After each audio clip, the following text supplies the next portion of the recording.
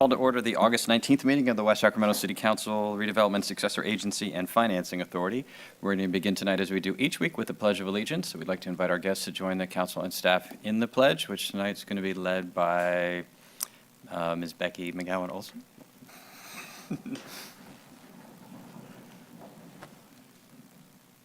Pledge allegiance to the flag of the United States of America and to the republic for which it stands, one nation, under God, indivisible, with liberty and justice for all.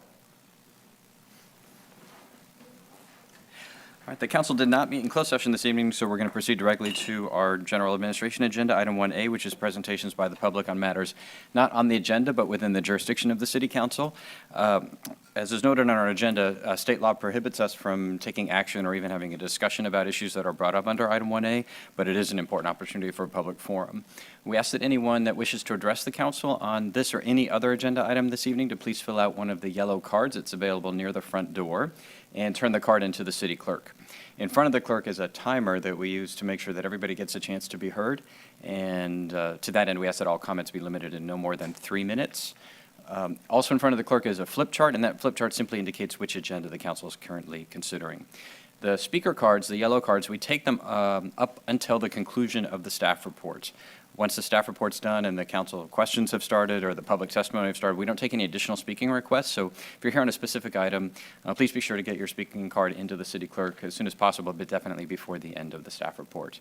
We also know that this is a community meeting, and for some folks, speaking in public and on television in front of thousands of people can cause some anxiety, and we want this to be a place where folks and the neighbors can talk with one another frankly.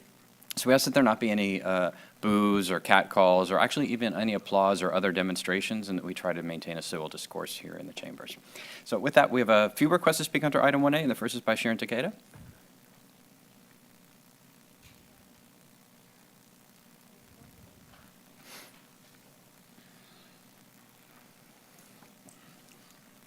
And we have Mr. Takeda's letter as well. Yeah. So.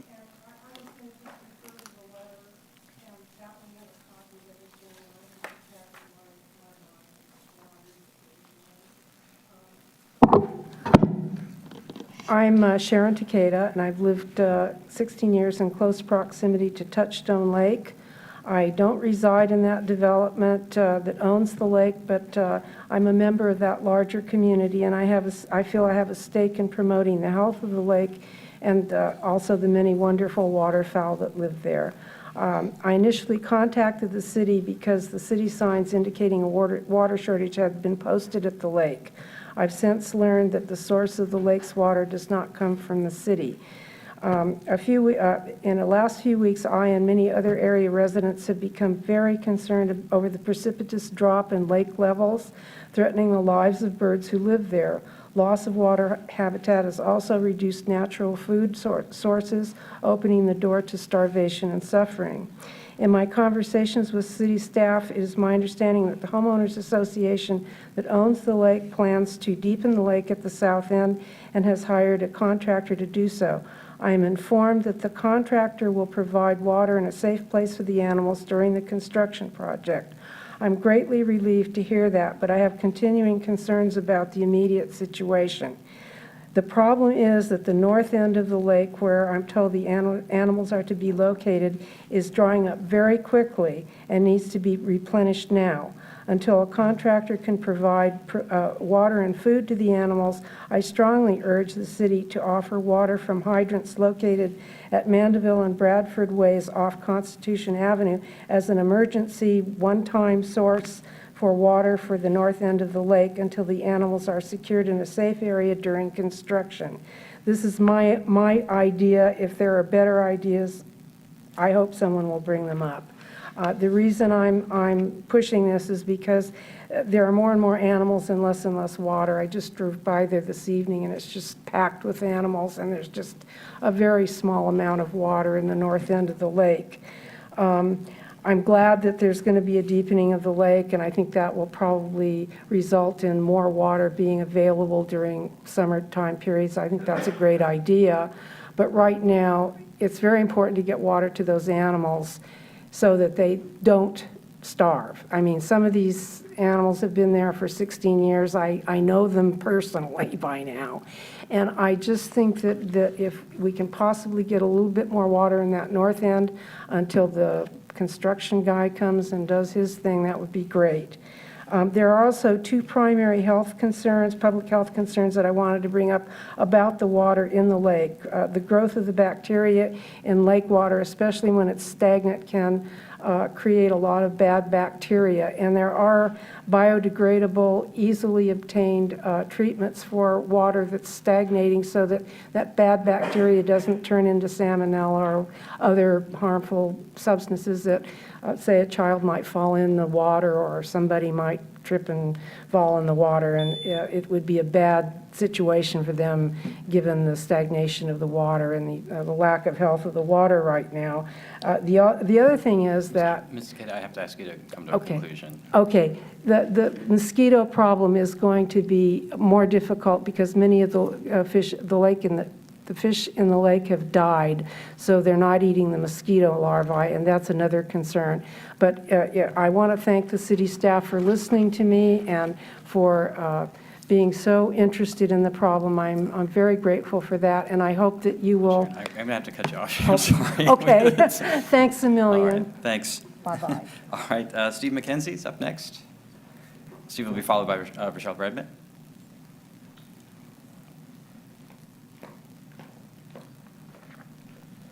Well, my name is Steve McKenzie. I've been living in this area for 35 years. Actually, I have questions you don't need to answer, but I'm concerned with, is there any consideration of new businesses being brought into the city now that we've been growing? One would be a movie theater, so the people in this town don't have to go across the river to see a movie. Others is maybe new restaurants other than a McDonald's or a Taco Bell or Subway, which we've got 5 of them. Something, believe it or not, Long John Silver's comes to a lot of people's minds, and, something like that, other than just the same old stuff. I mean, there's plenty of room there. I'm sure there's plenty of space open throughout the city. I mean, I've seen a lot of places go down and haven't been filled. And I'm just wondering if you guys are interested in attracting those kind of businesses into the city, or you even have any control over that. So that's my concern. All right. Thank you. Ms. Redmond, and then she'll be followed by Bill Lowell.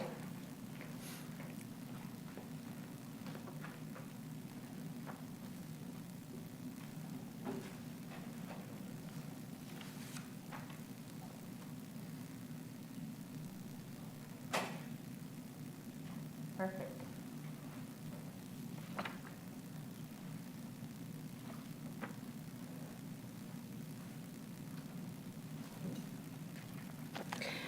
I'm here tonight about the city's street sweeping program in Measure K. The project area number 2 was skipped on Thursday, July 9th, and has not had a sweep since May 7th, which is highlighted with my highlighter. That's my day for May. It's now almost September, and area number 2 is scheduled for Thursday, September 10th. The street sweeper program has been cut back over the years. In 2008, it was twice a month, and in January 2009 was cut back to once a month due to lower revenues. Then in January of 2015, the schedule was cut back to every other month. I had called back in January to ask why the drastic cutback. I was told it was due to the drought. I then asked why there will be no street sweep in October and December, when we need it the most. I'm going to read 3 excerpts here. First one is from the City Lights of Fall 2008. City streets will be cleared of fallen leaves twice a month during leaf season, November 1st through January 31st. Second excerpt from City Lights Fall of 2011. City streets will be cleared of fallen leaves once a month during the leaf season as part of the normal residential street sweeping service and is needed after high winds and storms. third excerpt is from the City of West Sacramento Street Sweeping Program. The Utility Road Maintenance Division is responsible for keeping city streets clean of trash and debris. Street sweeping not only keeps city streets cleaner and safer, but it also reduces health hazards related to dust and ensures trash doesn't become a refuge for insects and rodents. I have placed several calls to Public Works. First one was on Monday, July 13th, which is the Monday after Thursday, July 9th, that we were supposed to get it, about being skipped. I was told, quote, they had to catch up. Someone was out sick last week. I then called on Tuesday, July 21st, and was told by a different employee that, quote, they were understaffed and don't know when they will get to it. I was told it was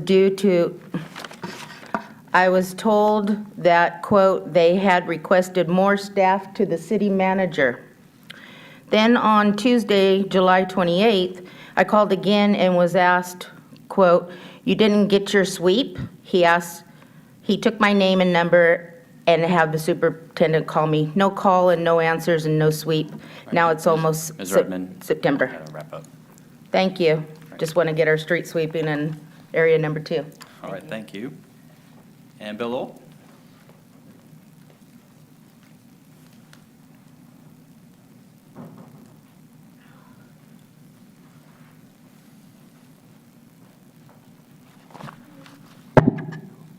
Thank you, Mr. Mayor. William Lowell, West Sacramento, for the record. I see we still don't have a bench or a shelter over at the Social Security office, and that's got to be kind of rough on people that have problems standing and for long periods of time, especially in the heat. So I think we should relocate that one that's on Reed Avenue, this side of the underpass, because nobody uses it. And just to get it used all over the place over there.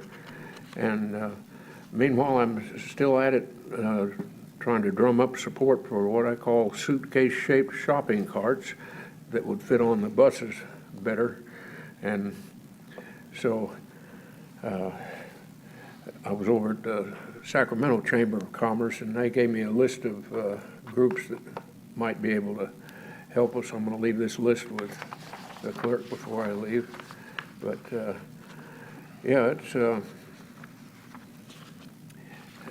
it's frustrating to get passed up because there's room on the bus, but not room for a shopping cart, and kind of hard to make these big business people understand it because there's not that many of them that take the bus to go shopping for groceries.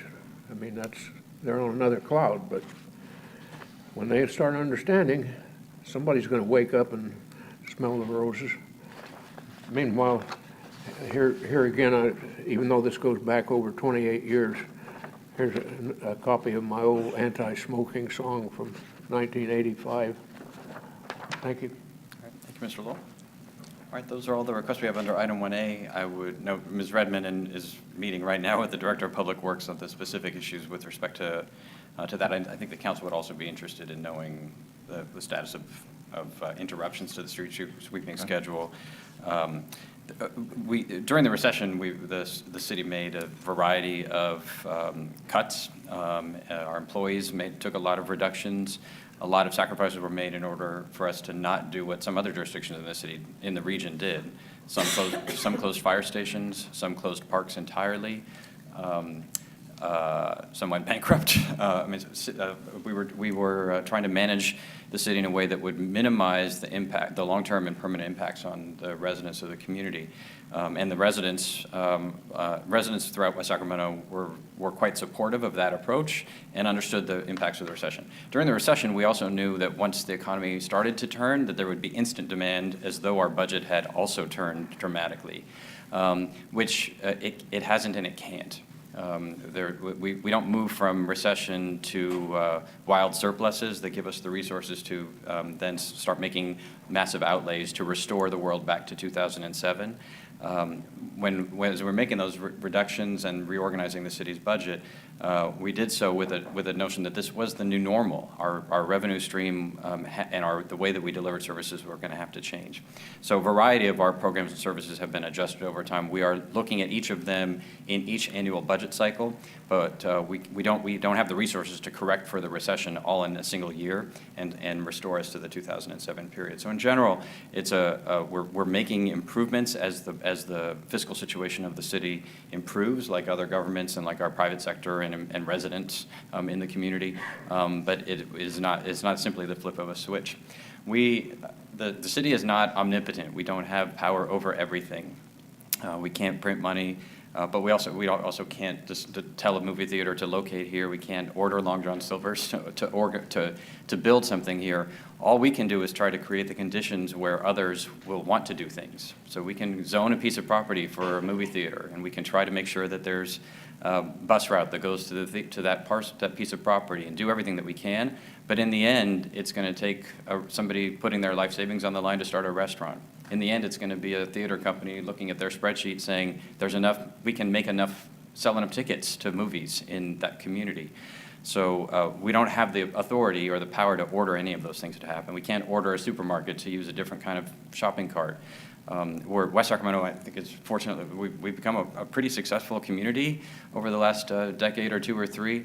And one of the things I love about it is it convinces us that we could actually do just anything that we want to, but we actually don't have the authority and the power to order all residents and private sector actors to do whatever we might choose. So there are limits to power in city government, and we've touched on almost all of them already just in this item tonight. I do want to point out on Touchstone Lake in particular, because we have received lots and lots of communications, and Public Works and the city manager's office have been working very closely with the Touchstone Lake Association.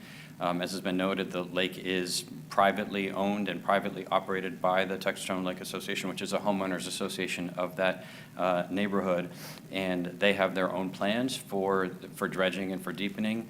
While we can provide them some options and some advice and some assistance, ultimately is their call with how they intend to proceed with the operation of their own facility. Again, we don't have the authority to order them or a private homeowner who has a pond in the backyard that has wildlife at it. We can't make that homeowner refill that pond either. And so we're trying to be helpful where we can. If the Touchstone Lake Association wanted to bring in additional water in a truck or something like that, they have the authority to do that. So I know our city manager's office, and we have a memo even today on the same topic. We've been working very closely with the association to make sure that they are aware of all the options and that we're not an obstacle to any of them that might proceed in that way, but we don't have the authority to order them to take a particular action in this regard. So. All right, with that, we're going to proceed to item 1B, which is council communications. Are there any reports or other communications this evening? And Mr. Christoph. A couple, Mr. Mayor. Let's see, met on August 12th with the regional SAN, and a couple of the major items were large contracts for the removal of ammonia in the water, in the wastewater, and biological reduction nutrients, biological nutrient reductions, working very hard on trying to get the wastewater to the degree that when we do pump it back into the river or into the delta, that it is going to either surpass or be at least what the state requires. And as I had indicated earlier, in order to do that, this is a very large project, and it's called the Echo Water Project. And it's about a $2 billion endeavor.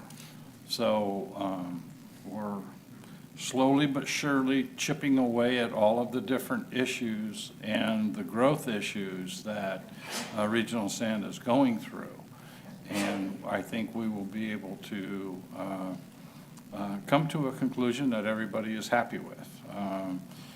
The only problem is this stuff is expensive. And there has been a rate increase, and we are projecting another rate increase next year of, I think it's $4 or $3, something like that. But we will eventually get everything cleaned up and moving in the right direction. West Sac-SAFCA met last week on the 13th. And West Sac-SAFCA is our levee project.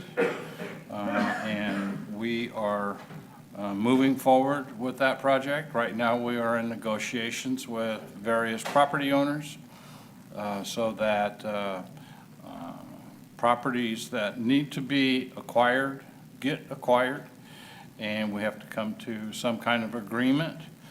And one of the big issues that is before us right now, and that is the 1.8 acres of property that we need to purchase from Forecast Homes so that we can build the extension to Village Parkway. Village Parkway will eventually go from the northern from the port, the McMcGowan Bridge, all the way to our southern borders.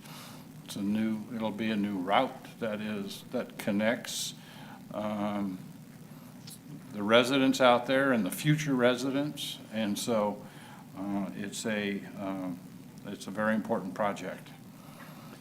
Some sort of sad news in a way, and that is the general evaluation report has been delayed again, and it looks like it'll be delayed for probably about, I'm going to say, anywhere between 3 and 6 months.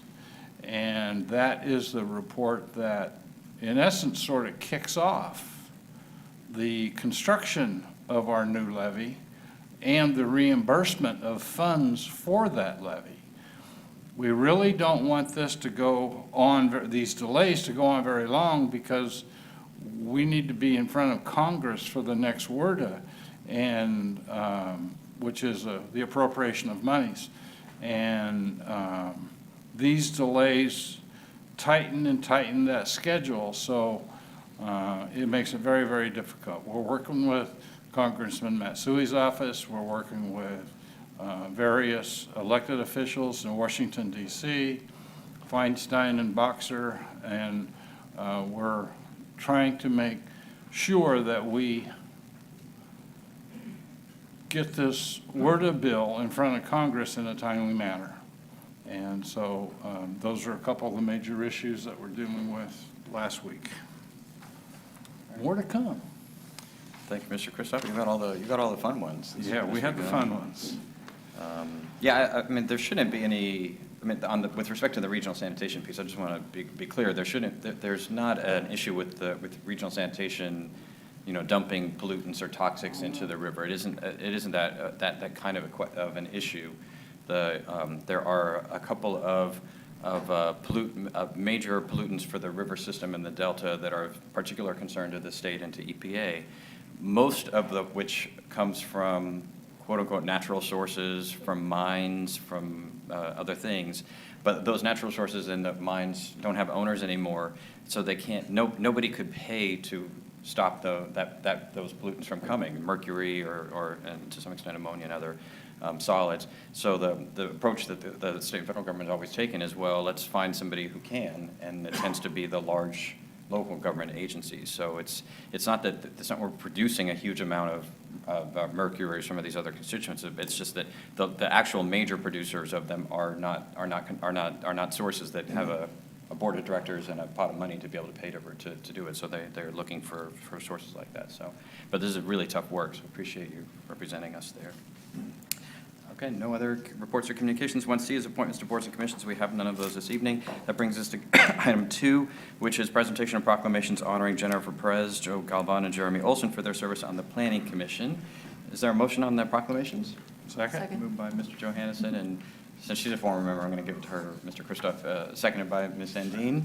All those in favor, please say aye. Aye. Any opposed? Hearing none, that motion carries and the proclamations are approved. And I see that Mr. Olson is with us this evening, so I invite him to come to the front podium for the presentation.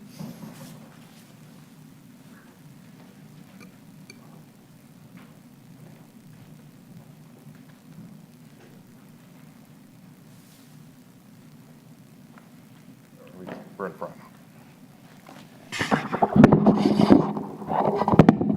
So we are presenting this proclamation on behalf of the West Sacramento City Council to Jeremy Olson for his service on the Planning Commission. And let me read it real briefly and then make some supplementary remarks.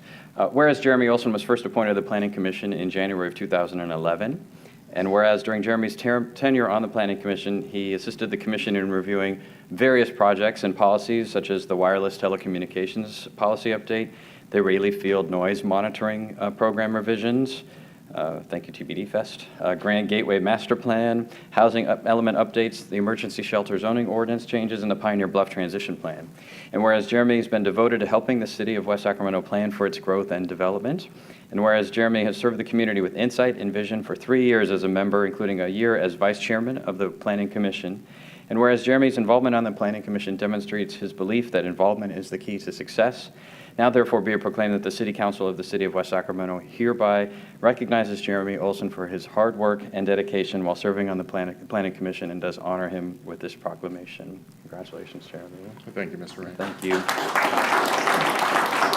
I just want to add Jeremy's service in the community and on the commission has been invaluable. This proclamation only can touch the surface of his engagement in the community. Over the last decade, our planning commission became almost entirely residents of Southport, so we did make some changes this year to the commission. But I want to particularly acknowledge and thank Jeremy for helping to lead so many of these key policy issues and bring some new perspectives to the table in planning that haven't been at the commission before, and have really helped to broaden the commission's viewpoint on a lot of key issues facing the city. These were just a few, but the Planning Commission is kind of like the Supreme Court of the city, and it's a very, very important position. We really thank you for your service. So thanks so much, Jeremy. Thank you, Mayor Cabal.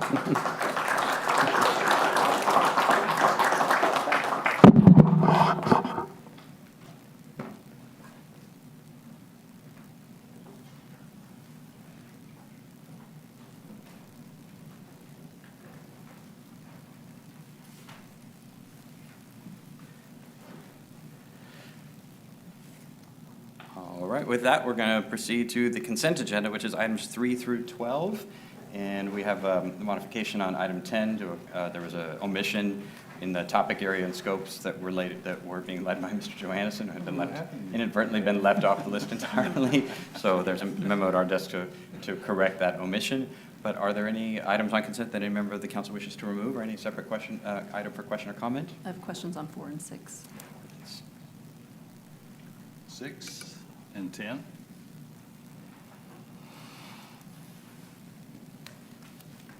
All right, then with that, we'll proceed to item 4, which is consideration of first reading of ordinance 15-8, adding chapter 15.10, small residential rooftop solar to title 15 of the West Sacramento Municipal Code. Ms. Sandine.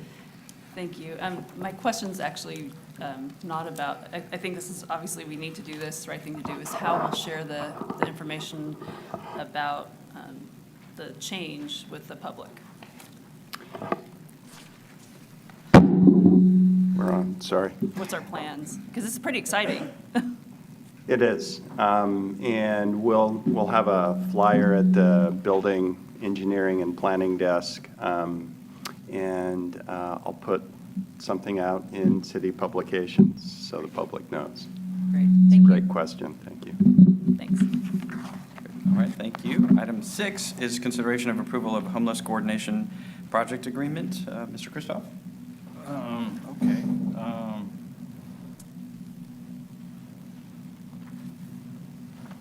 I see we hired, or at least partially, whatever, jointly, a new coordinator. Is the coordinator here today? Tracy Dickinson from Yolo County is here with us tonight. Okay. I guess my comment is to Tracy. Come on up. But stick with her, just in case it Okay. starts to get violent. I'll give her a police escort. There are a number of issues related to the homeless issue going on behind the dollar store off of Harbor Boulevard. I think you're aware of those issues. What are we going to do about that? It can't continue to happen. So what do we do? What are your ideas? You have 3 minutes. I actually am not as familiar with the specific situations that are happening in West Sacramento. I probably know about some of them. I think the idea behind a countywide homeless coordinator and a city coordinator is that my role really is to do the systems building stuff that wasn't getting done before. So that's about figuring out where the gaps are and trying to help fill them. The role of the city's homeless coordinator is to help with the sort of local issues and understanding of what's happening here. So I wonder if Ryan has some ideas specifically Are you about punting? what's happening there. Well, I think that in terms of your local issue behind the dollar Right, store, yeah, exactly. Ryan's probably more expert on what's happening there, and that's his. Because there's a that's couple his role. businesses that have been affected, and I just want to make sure that the people in the homeless industry, if you will, you understand what's going on. You need to know where the problems are, and are there any solutions to those problems? Okay. I can help field this one a little bit. So I think that there are a number of concurrent efforts going on, both just at the city level as well as in cooperation with the county, that can help address some of the issues that we have with mitigating the impact of illegal camps in the city. So first off, I am organizing and meeting with regularly and have already begun some project work in dealing with illegal campment cleanups for public works and parks, as well as we've put out a request for qualification for contractors to do that on an ongoing basis. In addition to that, the city and the county had a meeting today with county IT concerning mapping camps on a countywide basis so that we can have like a dynamic database tracking where those locations are. And in terms of our cleanup efforts, we are going to be prioritizing those in terms of those that are highest impact are addressed first, whether those are severely impacting businesses, or maybe they're associated next to some key infrastructure, or it's otherwise a site of interest for the city. We're going to hit the first ones that are worst and kind of move down from there. So the first site that we're focusing our attention on is the Barge Canal. I know about a major one kind of near the water treatment plant, near some Caltrans lands off of Harbor Boulevard. And then it could be that dollar store would be the next one that we have teed up. Concurrent with these kinds of operations for the cleanup, the mitigation, the trash, the biohazard, that kind of thing, we're doing outreach to the individuals there, giving them the opportunity to get involved with services. Those would be services kind of under Tracy's umbrella, as well as those with other county agencies. So the goal is clean up, deal with that, as well as get the individuals not just swept along, but maybe kind of break the cycle and not just run into them in the next camp over.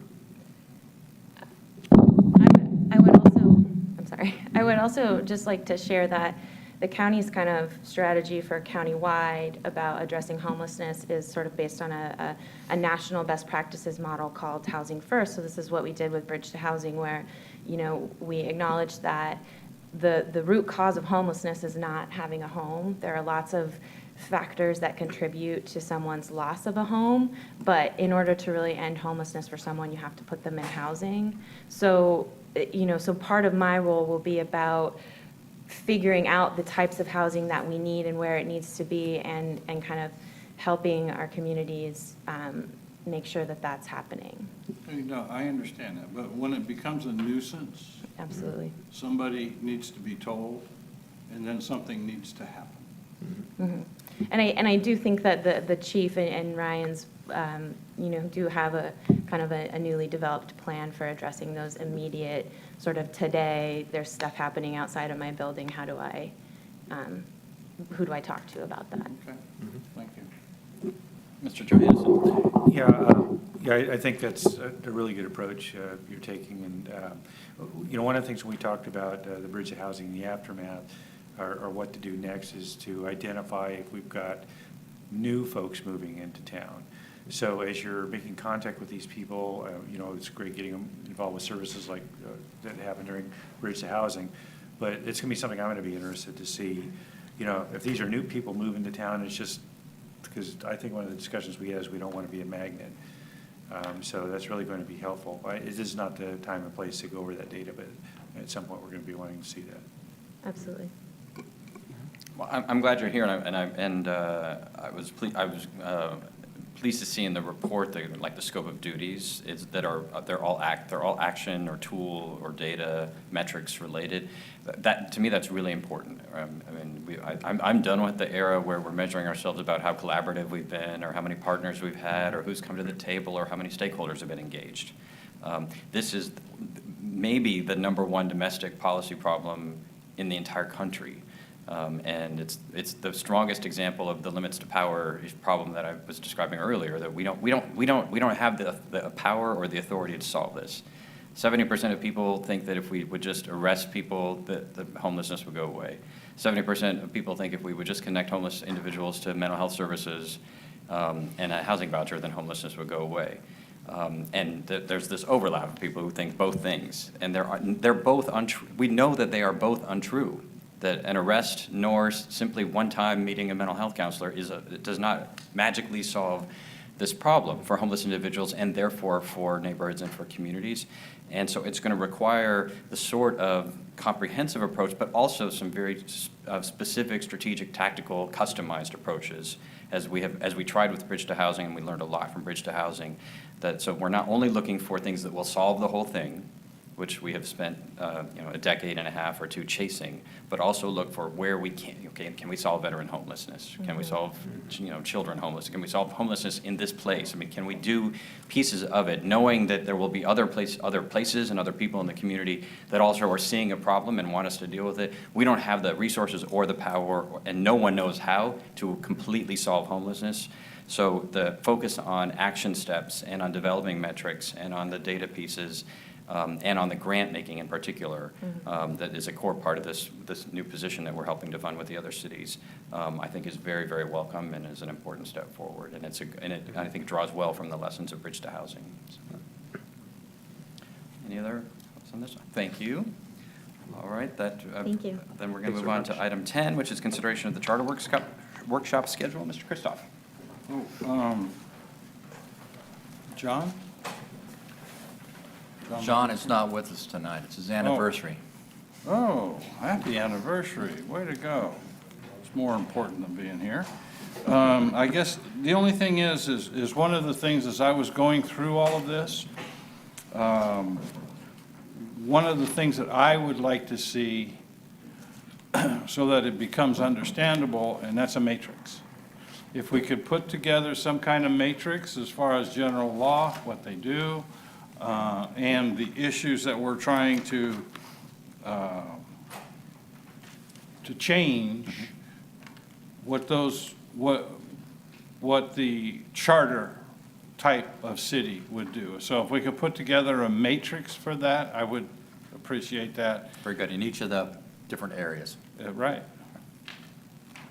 Okay.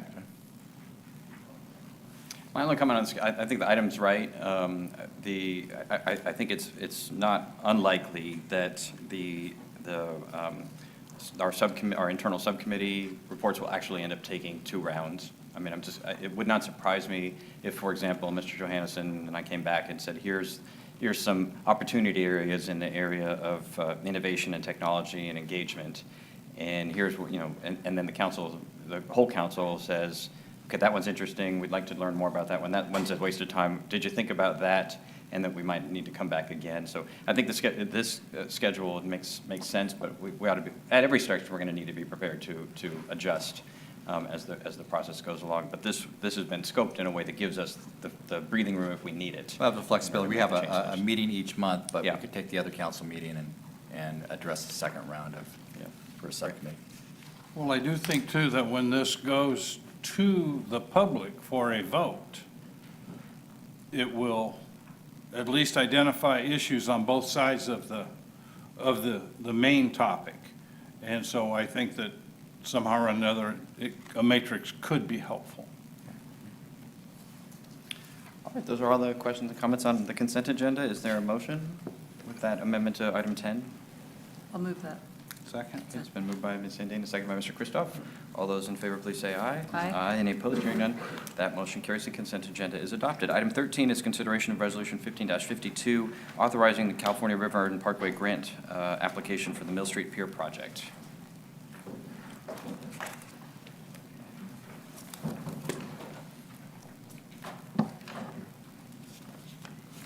Good evening, Mr. Mayor and council members. This item asks for consideration of a resolution in support of an application for California River Parkways grant for the Mill Street Pier Rehabilitation Project, and I believe that you're familiar with this project. Staff determined that this project would be the most competitive and ready for this grant program. If successful, we would anticipate an award of $450,000, which we would match with $550,000 from the Bridge District Fund, which has been previously appropriated in the CIP.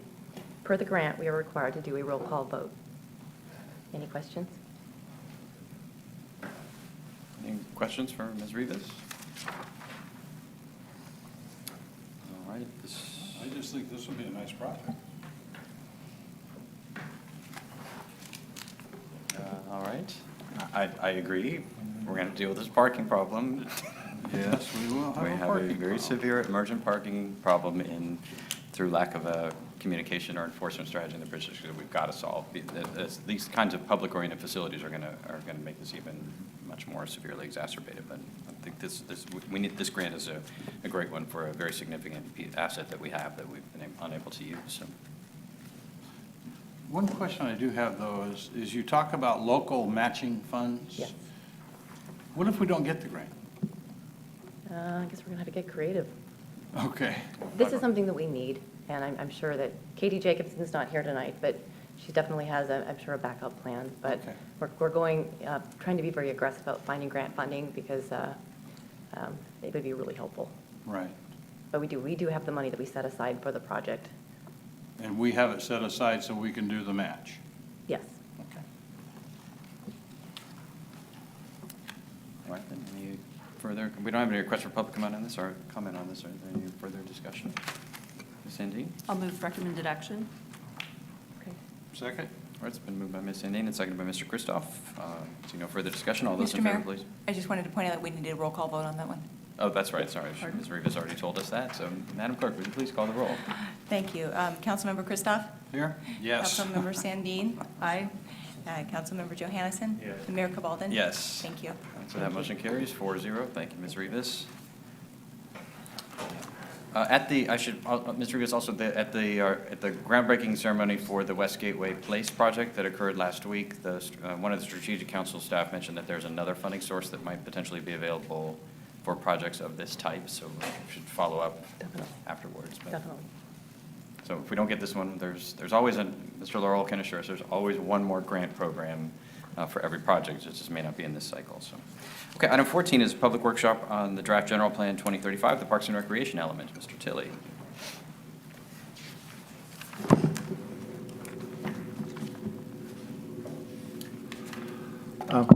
Thank you, Mr. Mayor. As part of our overall efforts to complete our general plan update, we're bringing the various policy elements to the city commissions and council for early input before bringing them as a final package for ultimate adoption. And so tonight we have the Parks and Recreation element for you.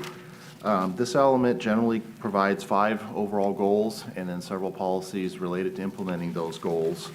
And it keeps our this park and recreation on a very broad and sort of high level with the goal of really refining that via the Parks Master Plan.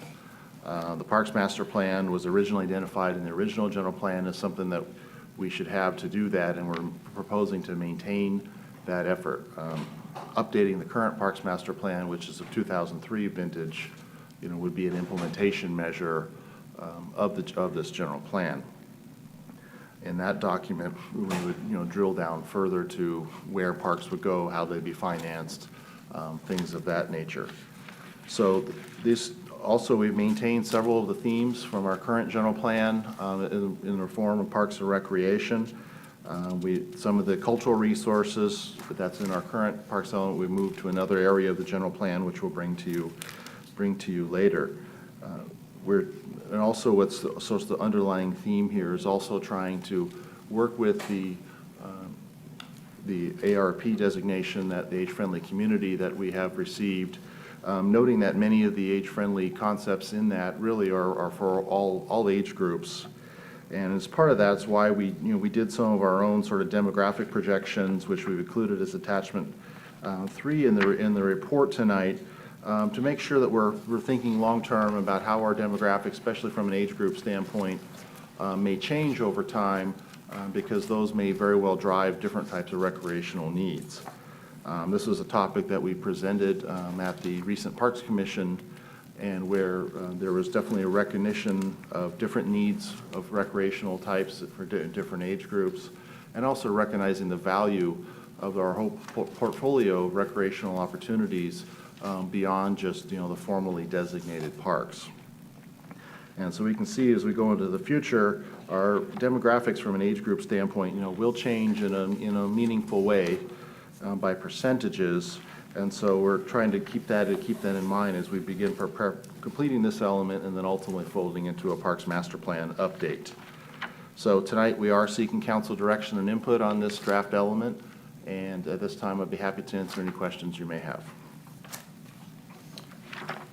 All right, Mr. Kristoff. Yeah, has the chamber been consulted about this? Yeah, we did. We were at the chamber meeting just last week on this topic. They do want us to go into it further with them, which is something we will do. So we did introduce this item, and they do want us to come back, so I do still plan to do that. Okay. And the acreage set aside, it seems like it is gotten a lot bigger. Well, the 5 acres per thousand is our current standard, and we are proposing to maintain that as our goal. What's much larger is we've been looking at some of the national standards as it pertains to the age-friendly communities, which points to a national standard of actually over 10 acres per thousand. But that includes all forms of recreation. So when we looked at some of our facilities that we have here that are outside the formal parks, we are meeting that 10 acres per thousand goal. But as far as our city goal, we're maintaining the 5 acres per thousand in terms of community and neighborhood parks. And so have you had any discussion with the development community? We've got a couple major developments planned. And have they been consulted as far as their requirement for acreage or their requirement for funds? Yeah, we're working with the Liberty Project is the active one at this point in time, and we have been operating under the 5 acres per thousand goal. That is something we're actually working with them as we speak on that project. That's been in our current general plan and is something we do propose to maintain. And so we're actually working with them on a much higher level of detail than we have in the past, especially on the funding side, to make sure that the park space they would provide is something that fits within our O&M responsibilities too. Are there any members of the development community that would rather pay cash? It's certainly possible. We have done sometimes a combination of land dedication, some park impact fee contributions. It all sort of depends on where we are and what the Parks Master Plan is sort of set as an actual real-world park objective in a given area. The reason I ask that is because we have some parks within the community that would like to be updated. They'd like either a little more acreage or whatever tot lot or whatever it was that was put in place isn't adequate, and we need to expand that more. Are we looking at those kinds of issues?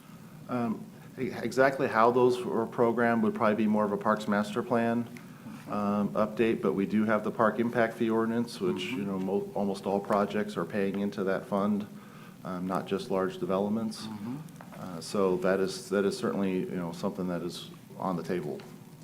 Okay, as long as okay, that'd be fine. Ms. Sandine? Thank you, Mr. Mayor. Thank you, Mr. Tully. It's interesting how the the severity of the drought, just reading the things when I'm reading or my activities, how I'm seeing the environment around us, it really is affecting kind of how I'm reading things. And for some reason, because I've seen this piece in the past on the Planning Commission looking at these various pieces of the general plan, for some reason the municipal golf course and having a golf course is just for some reason just popping out like all through the document. And so I know that was part of a larger project that hasn't been built, and I know we can't predict. We don't have a perfect crystal ball to look forward. I just, for some reason, now when I'm reading all the things, how we're using the land and what we're looking at, that kind of use just for whatever reason pops out. So I'd be curious to know if that was a discussion at the commission before it came to us, if there's been discussion at the staff level about the importance of that piece. I know it's both in private and public that we're looking at that development of a golf course. Curious to me. Yeah, certainly, you know, the drought definitely, you know, influences, you know, how some of that, you know, may roll out. You know, golf is certainly something that we hear frequently has been a desire, you know, for many residents in the community to have golf, and especially after the Lighthouse Golf Course, you know, closed. It remains to be seen if we would ever truly decide to pursue a golf course. And there still is one project that was approved around a golf course that is still out there. So, you know, golf is, we've left it in there mainly because, you know, we hear it a lot that golf is desirable. Okay. It remains to be seen if in the real world, if we would ever do a golf course. Okay. I just think we need to be careful about when we have the plans going forward. We just need to be thinking about, and I know we do, about how all these pieces affect one another. And the other thing I've heard in the community a lot is the need for more, actually, interestingly, because it relates to water, more aquatic centers and more aquatic opportunities, that we just are kind of bound by having the rec center. And if we're thinking about kind of a way in which all of the community can have access to a pool, if we're constrained by water use in the future, and we come back with more severe cutbacks in the future, I think, I don't know where that actually would land. I think it might be in the description of some of the larger parks, but I think that's something that we might want to contemplate, is providing that kind of resource for the community. Mr. Johannesson. Thank you, Mr. Mayor. So this, the 5 acres per 1,000 residents, that's a National Park Association number. So is that right? The national standard is actually 10 acres per 1,000. Our more, you know, local standard, and what is we found very commonly, is the 5 acres per 1,000. Okay, because I think, you know, a park in Tennessee is different than a park in California now, particularly with the ongoing drought issues. And I'd be curious to see what other cities are doing about this, because I think there's a couple problems with it. It really depends on the type of park. If it's a big grassy soccer field, then of course there's water and maintenance issues. And I think you mentioned it a bit, you know, in terms of the aging demographic. I think it's not so much jungle gyms, which is, you know, obviously a need for a certain portion of the community, but it's more walking areas, just being active. And we've got so much of that that's natural around here.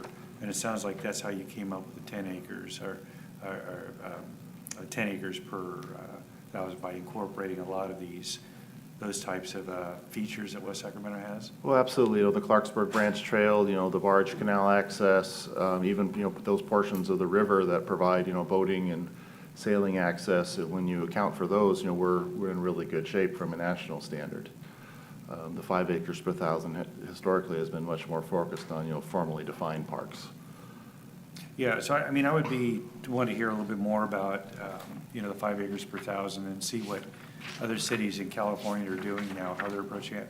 One of the problems we've got, and this started back actually before the housing boom, is we had, you know, there's a significant increase in parks, and there was an increase in impact fees, which is fine, but I think the problem now is that we've got such a shortage of housing right now, and that's kind of where the impact fees are coming back to bite us. It's so expensive to build because of those. We're not really getting housing, so it's kind of, we can't get the housing to support the parks, and kind of a vicious circle. So I'd like to kind of see what other cities have done, and not only, looking at that 5 or 10 acres per 1,000, but how they've incorporated trails and walking spaces and areas of reflection and things like that, that we can maybe count toward amenities that people are really going to use. Because, certain parts of the population aren't going to use children's playground, but certain parts will only use that and not use the trails. So as we look at the demographic shift, and there's also the option too, as development comes in, to maybe incorporate some of those specific types of parks within the developments themselves, more of the playground type things. So there's preliminary comments. Yeah, I agree with all the comments that have been made. And I appreciate the data, the demographics and stuff at the back of this. I know it's part of our, it reflects our increasing effort to use data as signals of public demand and interest, and not just community meetings and surveys. So we can see the whole picture in a valuable way. So I thought the data is important here.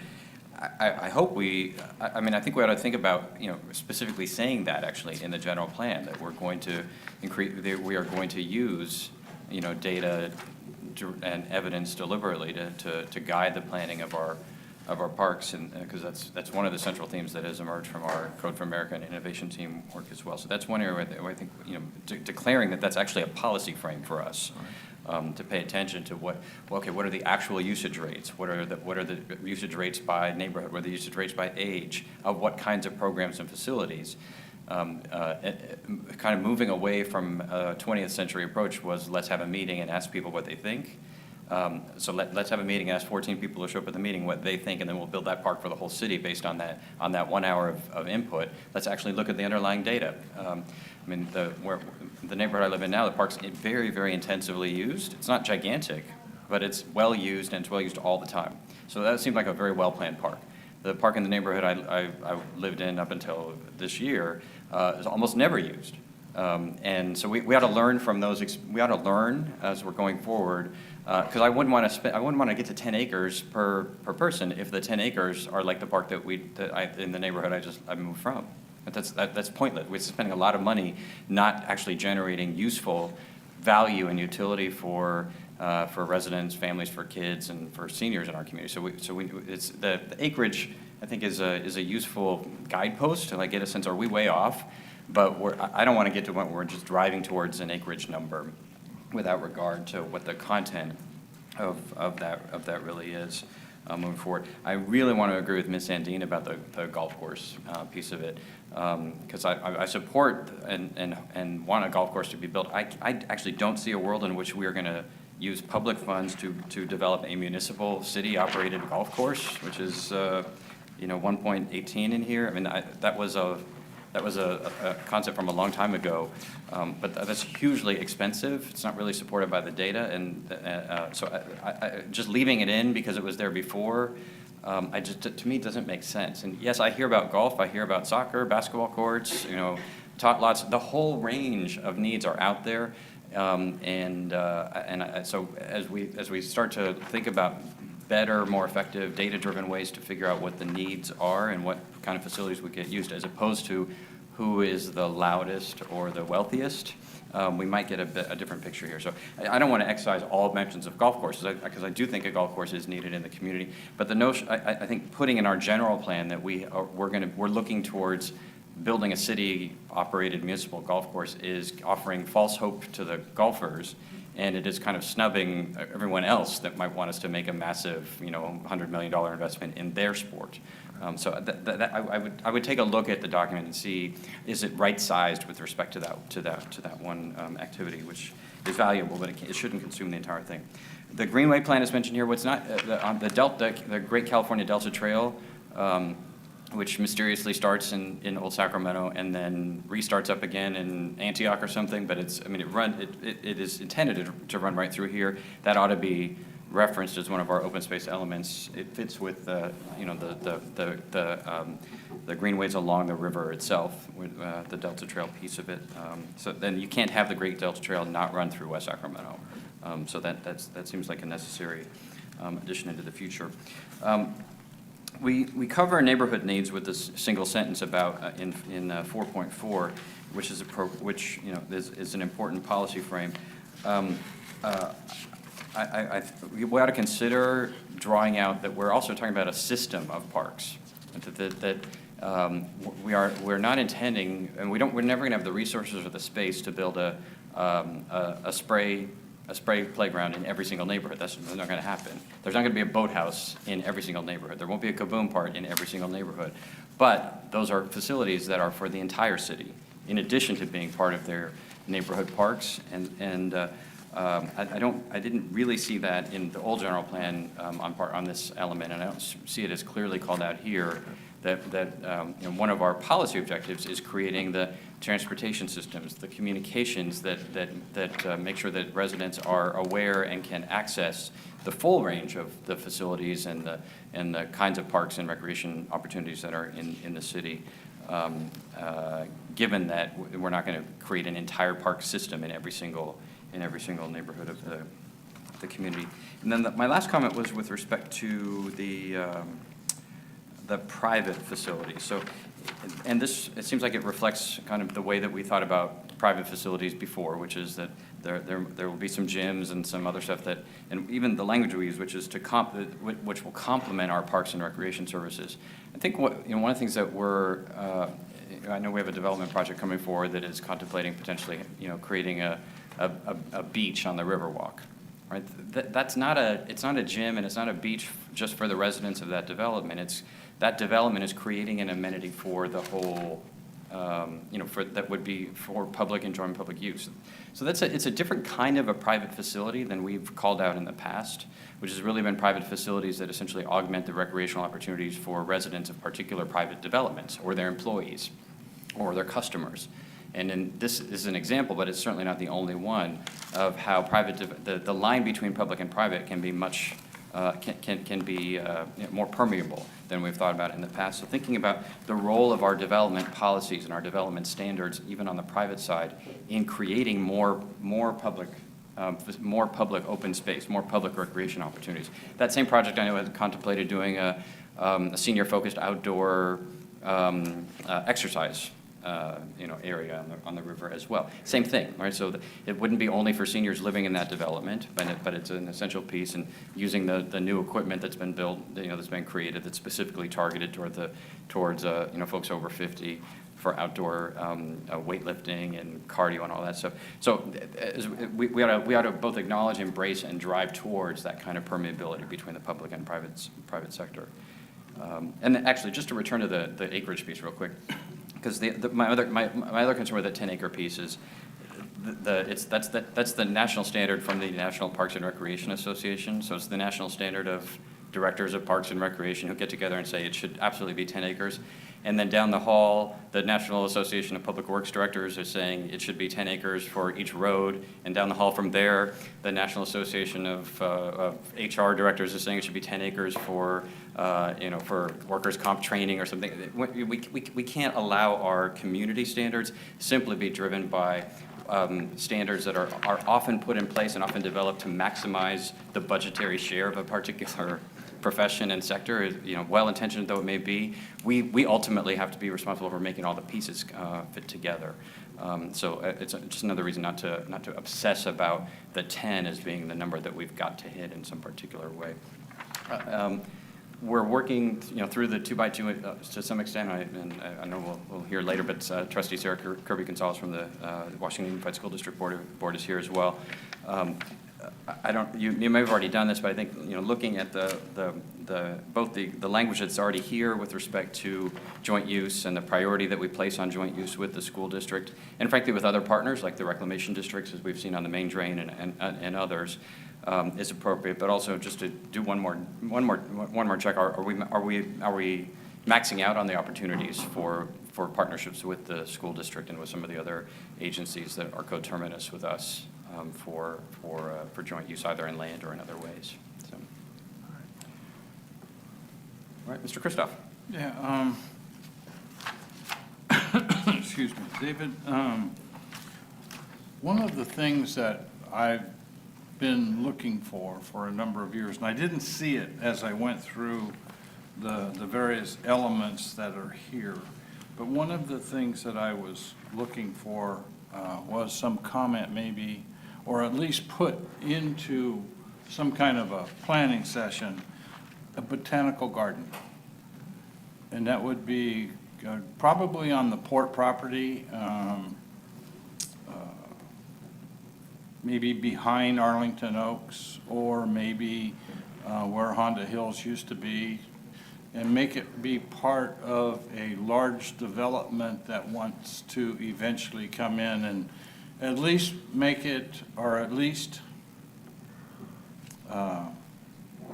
make a suggestion to a large developer that wants to develop a portion of that property, that would be something that I would look favorably on. I have no idea. It's a policy issue for the council, but I mean, we'll hammer that out in February, I guess. But we'll see what happens. But it's just something that I'd like to have. Yeah, without regard to the specifics of that, because I think more and more things like that will always emerge, right? And this beach thing and the senior exercise equipment that this other development's been contemplating, kind of same thing is how do we, so maybe the general plan level issue how are we creating the policies and the things that will encourage that sort of thing, but also give us the room, right? So if we program every last resource in our parks master plan for our own city facilities and parks, then a project proponent might come forward and say, I want to build a botanical garden that also has a beach and senior exercise facilities in it as part of my three-unit housing project. I want to do that. Under our current structure, we're not really incentivizing that because we can't say, look, we won't charge you park fees then, because our park fees are fully spoken for through for 30 years through the Parks Master Plan. But if we designed in our general plan, if we start to think about how could we create some space for innovation in the park and recreation space over time, that projects would at least have the ability to give us a proposal in ways that right now are pretty severely disincentivized because we have the entire thing all figured out. The City Council has, and the Parks Commission, and through our community meetings have decided this is exactly what we need. We know exactly what we'll need 12 years from now, and giving a little bit more breathing room to how that will evolve over time, and for other ideas and opportunities to emerge, I think could be helpful and could activate the kind of idea that Mr. Christoph's talking about. All right, so at this stage, this is only a workshop to get some preliminary feedback. So if there's no further comments, thank you very much, Mr. Tilley. Yeah, thank you. All right, that brings us to item 15, which is consideration of the next phase of the Bright Park Master Plan. Mr. Johnston.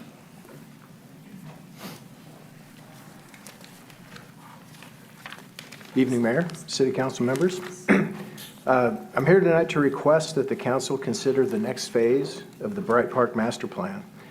Should the council agree to move forward, we can continue the progress that began last May with the installation of the Disney Kaboom Playground, and really create a space out there that it's more than just a playground. It's a great playground, but it really lacks the amenities that is really going to make that a great place and a real community place. The next phase of that will include a plaza with picnic tables and a shade structure, restrooms, drinking fountain, off-street parking, and multi-purpose sport courts. The total cost, the projected cost of that is roughly $1,103,000. Funding for the project is proposed to come from a number of sources, including $138,000, which is the Kaboom project balance that's currently in the CIP, $200,000 from CDBG program income, $300,000 from Measure K, which is unallocated capital, and $465,000 from the Park Impact Fee Fund. This project is consistent with the West Sacramento Parks Master Plan that was adopted in 2003 and the Bright Park Master Plan that was adopted in 2013. If the council approves the project this evening, work will begin within the next 2 weeks on the selection of a landscape architect. A project schedule will be developed shortly thereafter. We project a spring of 2016 completion date. There's a lot of information in the staff report, but that does conclude my presentation. If there's any questions, I'm happy to take them at this time. Sandine? Thank you, Mr. Mayor. Because the park is owned by Washington Unified School District, could you share a little background in terms of our relationship and how this build-out would go, and tell us a little bit about? Sure. We currently have an agreement with the Washington Unified School District that expires in 2017. We've had discussions with them recently about actually extending that agreement. So we're currently looking at that, trying to do a little cleanup of that document because it's really outdated. I think it was signed in 1997 or something like that. So it really needs to be updated and made more current. We've made a lot of improvements over the years under the auspices of that current lease agreement. I think with respect to the utilization of the CDBG program income, we do have to have an agreement that's going to go 5 years out. I believe that's the term, maybe 10. We think we can achieve that if we do get an extension of the agreement with the school district. So we've begun work on kind of cleaning that up. We'll present it to them hopefully soon. Does that get to what you were asking? Yeah. We have talked in the past about, some grants, and because we don't own the property, we don't qualify for those grants. I think right now the approach is, although would like to go down that road, the approach right now is really look at an extension of that current lease. Mr. Christoph? Bob, with this $1.1 million expenditure, are there other funds still available in other pots of money that go for expansion of existing parks or the updating of some existing parks and that sort of thing? The Park Impact Fee Fund is the one fund that we've utilized over the years. And, given the year, it's either been quite flush or Right. we've not had any money in it. We have a little balance. Okay. Right now, we do have committed projects Okay. that council approved in the CIP both last year and this year. Right. So we do have those projects that have funding committed. We'll talk about one under the next item. And we have the funds for that then? And we do have the funds for that. Okay. Okay. But yeah, there is, I think if council approves this amount, I want to guess the fund balance is going to be in the neighborhood of $500,000 in that fund that's currently unallocated. So money comes in as development occurs, and that the balance goes up. Okay. All right. Thank you. Well, I'm inclined to support the project. I'm not inclined to vote for it tonight, and this is an extraordinarily large allocation, and it's a large allocation from two of our funding sources that I think we need to get a better handle on exactly what the strategy is here. So as what you just described is not the way I'd like to. We should be managing our park impact fee. Like, well, is there money in the account? I don't want to write it like like we have a checkbook. Right. And I mean the park impact fee funds are collected. The park impact fee is set based on our park master plan. That park master plan includes a set of projects, and so the totality of the park impact fees is to fund this set of projects over time. The fact that there's money in the bank does not give us the authority, either legal or moral, to say, well, let's just spend it over here, right? That we have a set of those projects, and we need to have a strategy for how we're going to get them accomplished. And that's so. It would be helpful for me, and it would be important for me to hear from finance. From our finance department, for both this and the Measure K unallocated capital, from a budgetary perspective, to accomplish the Parks Master Plan and its relationship to the park impact fee, where are we on that? Are we projecting a surplus in the park impact fee relative to the projects that generate the fee in the first place, which is possible, You know, if we're accelerating some of their project development and we're taking advantage of economic conditions, and some of the parks were done when labor costs were lower, it's possible that that's the case. But we shouldn't be looking at a long-term master plan that then generates an impact fee that had an engineering study to back it up on just a year-to-year basis and allocating money based on if we have a balance on our bank statement.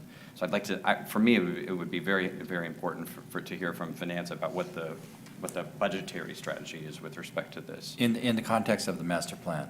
The Parks Master Plan, not the Bright Park Master Plan, but the overall, but the Park Master Plan Okay, and the but impact as it relates to the this impact. project is in the master plan. No, I And understand. just like to see the yes. context of it. Right. Okay.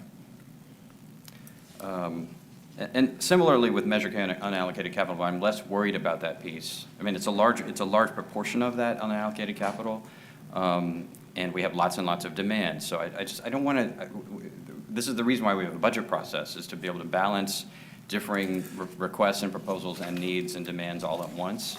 And then also to look at them over time.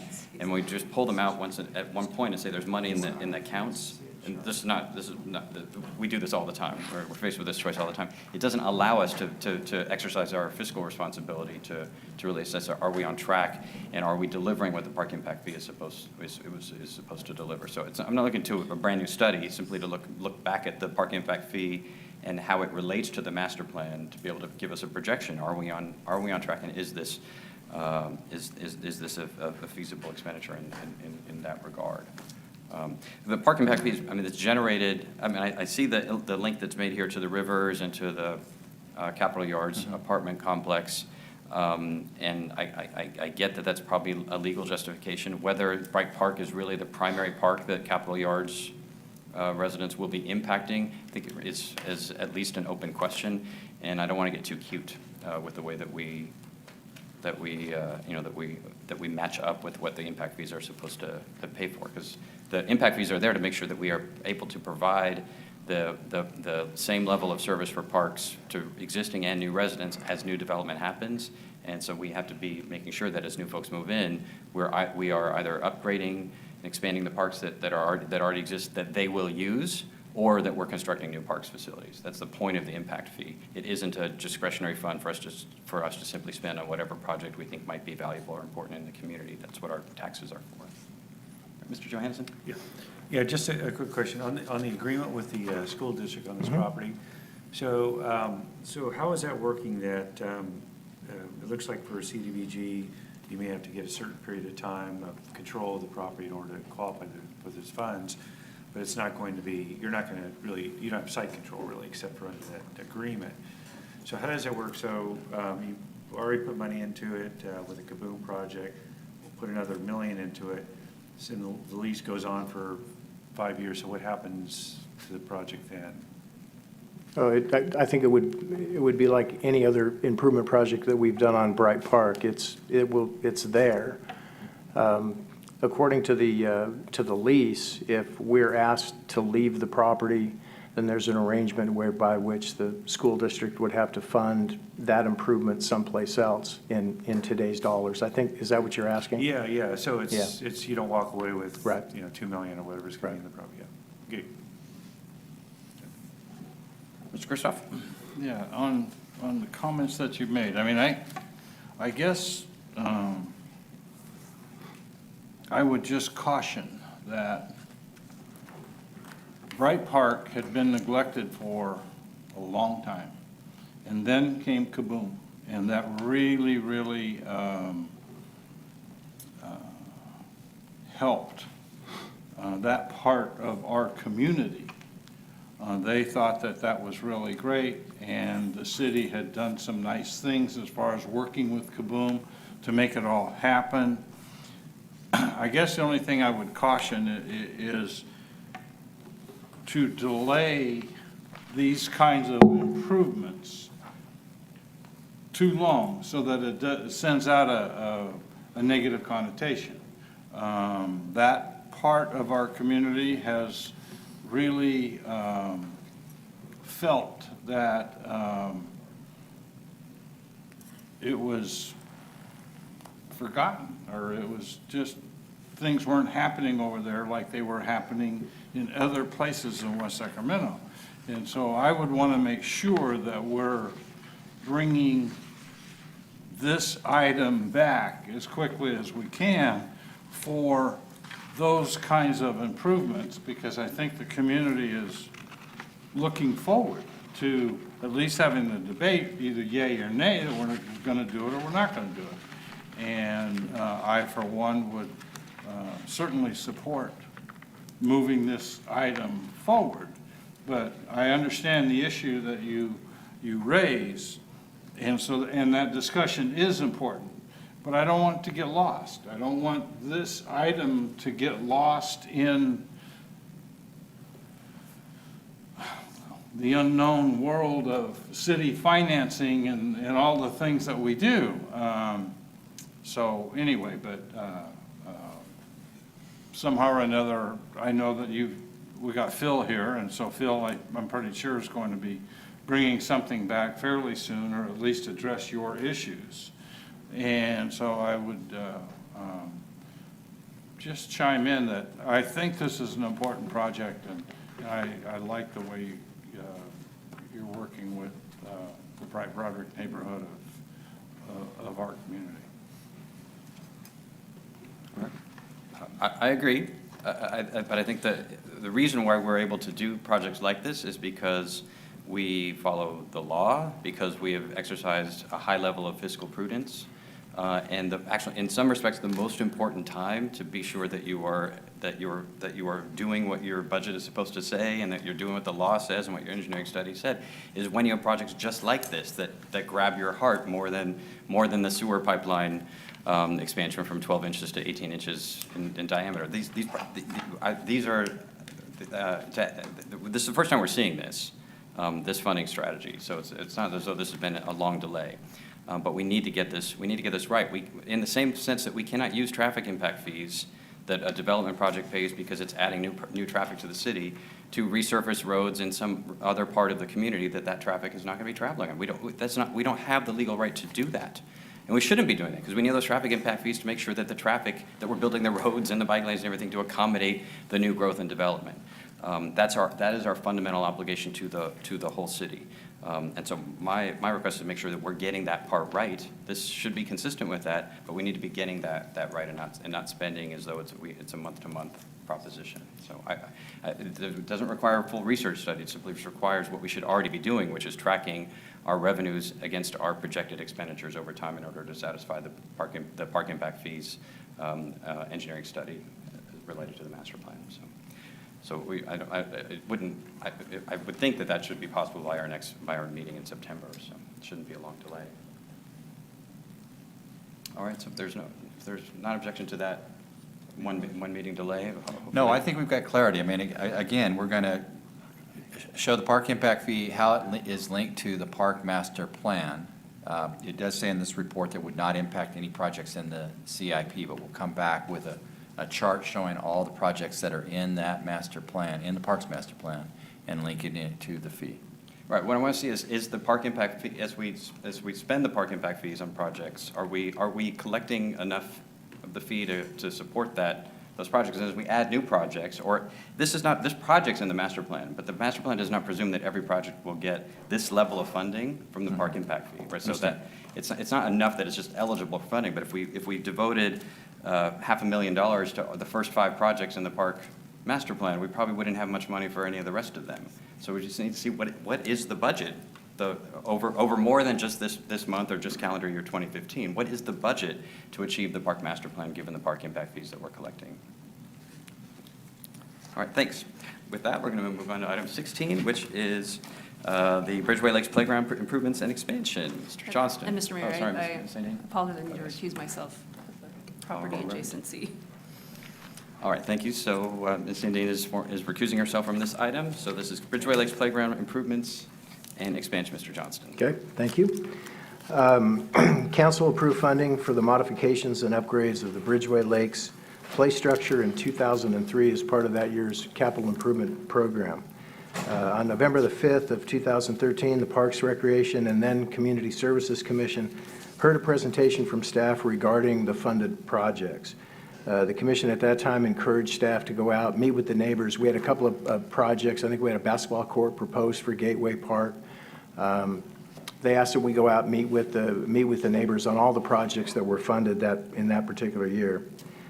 A number of meetings were then held with the residents of Bridgeway Lakes Park, and the one issue that seemed to emerge from most of the meetings that we had was that the playground that the city was proposing was simply too small, and that the folks out there wanted a larger playground. At that point, additional city resources were not available. A possible solution, the idea came up was, could we fundraise? Could we fundraise to bridge the gap between what the city's proposing and what we'd like to do? We said yes to that. The group organized themselves into Bridgeway Play. A lot of them are here tonight.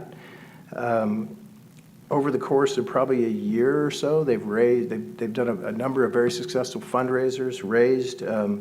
They're at their goal of $50,000. They contacted the city about a month ago and said that we're ready to move on the project. We don't typically do projects like this, so we did take this project to the Parks, Recreation, and Intergenerational Services Commission. Sorry, I'm still learning that one. They were in favor of proceeding with the project. They had a lot of favorable comments. Some of those are in the staff report. So we are here tonight asking the council to give us a head nod to proceed with this and move forward. If that occurs, we will meet with our finance department and the Bridgeway Play Group. We'll try to do that as early as next week. To talk about how the funds are transferred and how we set up the project account, and then we'll move forward like we would with any other project. So that's the presentation. Any questions?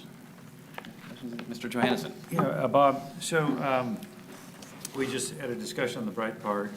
Do you have a feeling for the radius of a park like this, the community benefit? It's kind of, we've had discussion with the streetcar, like the first 2 blocks is 50% of the benefit. So do you have an idea of Bright Park, for example? Is it a mile, or is it, well, I mean, the city's not that big, so, people that it would be walkable, because one of the things we looked at in our plan is it's got to be walkable. So is a mile walkable to a park like that? Yeah, for some people, others maybe not. But I think as far as the question that you're asking, going back to standards, it's typically a half a mile that people consider walkable. When you, excuse me, when you cite neighborhood parks, you typically try to look at a half a mile, depending on the routes and the trails and the access and how to get there. So do we have an idea of kind of the population will be served by basically a mile diameter circle around that? I don't, right off the top of my head, I don't know Other that. parks that may be in that area, so, I guess the point is that this is, it's a pretty big area, and when we look at the city, there's really 2 areas that I would consider to be like regional park type places. One would be the Bright Park that's really expanding now, and then probably this area. But the question is, does that serve the greater community in Southport? Obviously, it is in Southport, but, to help maybe look at that as a more regional asset rather than. Yeah, we've always considered both Bright Park and Southport Park community parks, and that they have elements within those parks that really draw people from other parts of the community. The Splash Park, for example, draws people from all over to go out there and use that. The baseball field is another element that really brings people from all over town to go out there and use that. So we consider that more than a neighborhood park. It's really more of a community park, probably not a regional park. Those tend to be bigger. But yeah, there's certainly those elements that exist within that park. And that draws more people, yeah. Okay, all right. Yeah, because I think, what is an amphitheater was originally planned in that area? What's that? An amphitheater, kind of the way it's designed right now. It hasn't really used for that, but it seems to be very well used, at least the boathouse is very well used. So. Yeah, the boathouse is another element that would really suggest that that's more of a community park, because we get rentals out there from all over town. All right, thanks, Mr. Johnson. We do have several requests to speak on this item, so we'll go right to them. The first is by Laura Schwartz-Federico. and she will be followed by Sarah Kirby Gonzalez. I don't know how your card got number 2 because you walked in late, but.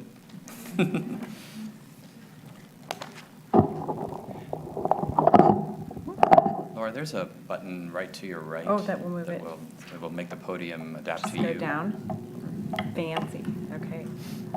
I'm Laura Federico, and I am the secretary and board member on the Friends of the Main Drain Parkway Community Garden. We are the fiscal sponsor for Bridgeway Play.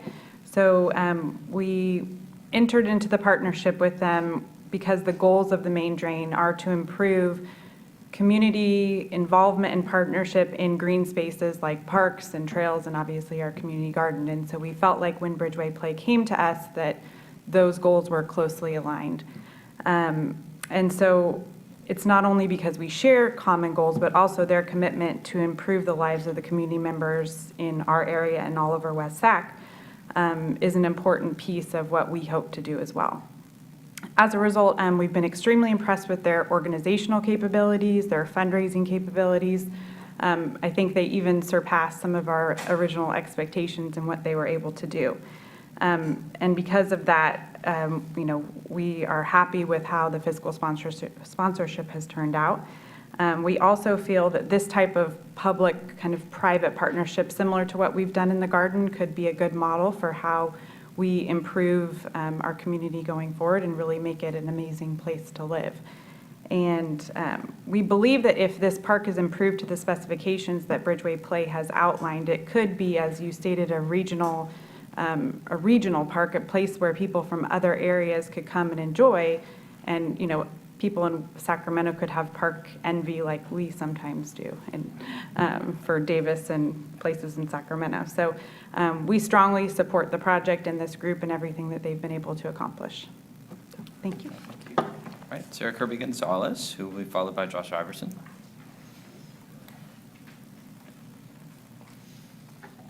Okay, never been on this. How nice to be here tonight. This is exciting, and it feels good to be here with it on an agenda item. So thank you to Bob for your work and for the staff report. I want to share with you, we talked about it, we heard about a neighborhood park, and I don't have a park that I can walk half a mile to right now. In fact, my girls, even walking a mile, the structure isn't for them. There's nothing they can do there. And so what I want as a working mom is I want to be able to come home after a long day, pick up my girls, and after dinner walk to the neighborhood park so they can play and we can reconnect and we can meet with some neighbors before we go home and do bedtime, rather than hop in the car. And I'm so glad you've talked about data, you've talked about numbers. The support is out there. Maybe if you looked at usage right now, it wouldn't be very high because the splash park isn't recirculating. So maybe our friends in Elk Grove or Sac City or Rancho, their parks are being used right now that are splash parks, but ours isn't. But if you go off numbers and how many families are in this community and how many young children are there, you'll see that it's absolutely supported. I also want a place for my dad, who's over 70, who has a bad back, for him to be able to walk to the park and take the girls so that they can have fun and reconnect together too, because right now they hop in the car. So this could be a park that could work for my 18-month-old and my 70-plus-year-old dad. And that's what we want. We want to be a livable community for everybody. And we want to say, yes, we have livable communities for all generations on this side of town and on this area and this neighborhood, all over. And we want to support your efforts in that. So I know that I don't need to convince you, or I hope I don't need to convince you to vote yes on this. I hope that you are supportive of this. I've seen you at fundraisers and coming out and visiting the park, and we've had great conversations. And I know your priorities as a city, but what I hope that we can get from you is not just a strong yes vote tonight, but also a commitment that yes, this is a priority. We hear you. We see that this is underserved. And we want to have a play structure, an area that does fit a regional park. We want it to be equal to the other parks that we all drive to everywhere in town. And that's all we're asking for. We don't want to get a rinky-dink play structure put in place of what's there. And I think the community deserves that, and your constituents have worked really hard for it. So thank you for all you've done, and thank you to city staff too, and look forward to the next steps. Thanks, Sarah. Josh Iverson. Josh is going to be followed by Natasha Basilopoulos.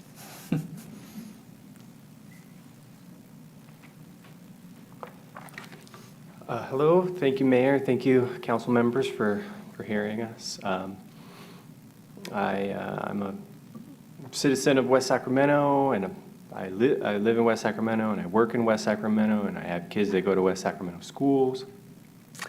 And I'm here to ask for your support for the revamp of our playground. The existing structure is pretty inadequate. There's actually a sticker on the structure that says not recommended for children under 5. I just wanted to point out that the community has really come together to support the project. And over the better half of, over the last year, we've come together and raised almost $50,000. I mean, it's got to show how strongly the community really wants the park to be improved. And I hear what you're saying with respect to problems that the council does not have the power or authority to do anything about, like homelessness in the community. But really, this project is something, finally, you do have the power and you do have the authority to do something about. And I respectfully request you support the project and let it move forward. Thank you. All right, thank you. Natasha, and then Daniel Collis will be after Natasha.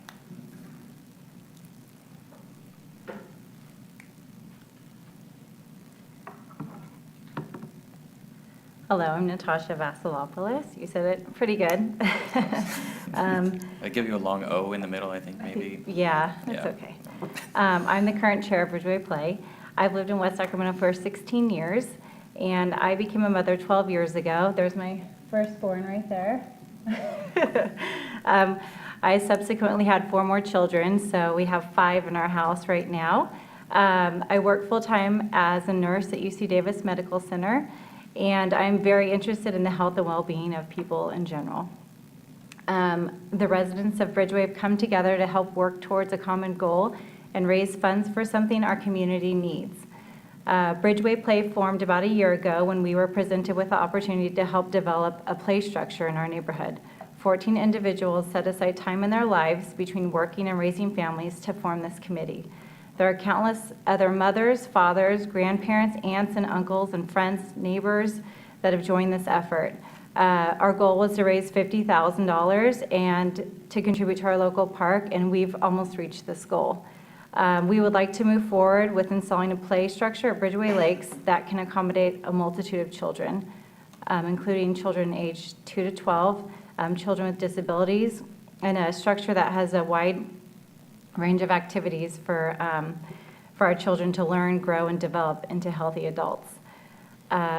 A community park is not just for children. It also benefits residents of all ages, as Sarah discussed, increasing health and well-being, decreasing crime, increasing home values, and attracting and retaining residents. The park is used by many, including the Parks and Recreation Boathouse, summer camps, local daycares, and those that rent the boathouse for special events. So this would be a useful play structure.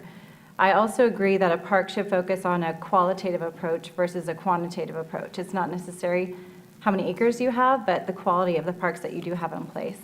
In a community that is dense with children and families, I think over 70% of families in Bridgeway have children under the age of 10. This park would really get a lot of usage. I asked the city to please make this park a great destination for the residents of the city. This has been a huge priority for our community. We've spent countless hours working towards this effort, and we're very, very excited to move forward with the Bridgeway Lakes Park. Thank you. Thank you. Daniel Collis will be followed by Danielle Rose.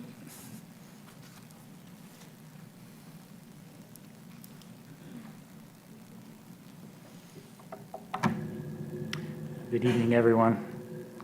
So my name is Daniel Collis, and speaking from a slightly different perspective, a father of a 3-year-old in the Bridgeway Play area that they're trying to build at. I know, like how you mentioned that the regional parks, right now the softball field, the spray park, that's about a 2-minute walk from my house. I'm roughly a block and a half away.